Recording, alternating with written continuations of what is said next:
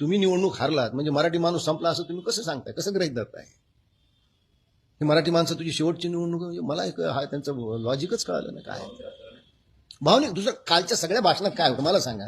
जर अदानी एवढा वाईट होता तर तुम्ही त्याला घरी का जेवायला बोलावलं?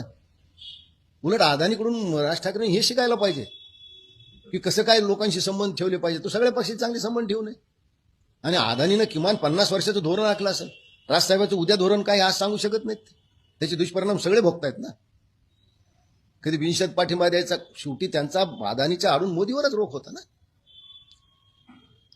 म्हणजे तुम्हाला माहित नव्हतं काय ज्या म्हणजे तुम्ही त्या वाली आणि सुग्रीवासारखे एकमेकाच्या छातीवर बसत होता हे लोकांनी पाहिलं ना. हे काय महासाहेबांनी पाहिलं नाही, एका बाळासाहेबांनी ऐकलं. सगळ्यांनी बाळासाहेबांनी एका मुलाखतीत सांगितलं की मुंबईवर कुणाचं नियंत्रण असं या कारणामुळे राज ठाकरे बाहेर पडलेत.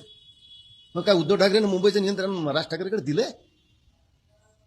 227 नगरसेवक असलेल्या महानगरपालिकेत तुम्हाला 52 जागा दिल्यात आणि तिथे तुम्हाला उमेदवार सापडले नाही. मी मागे म्हणल्यासारखी टोटल राज ठाकरे हे उद्धव ठाकरेला शरण गेलेले आहेत.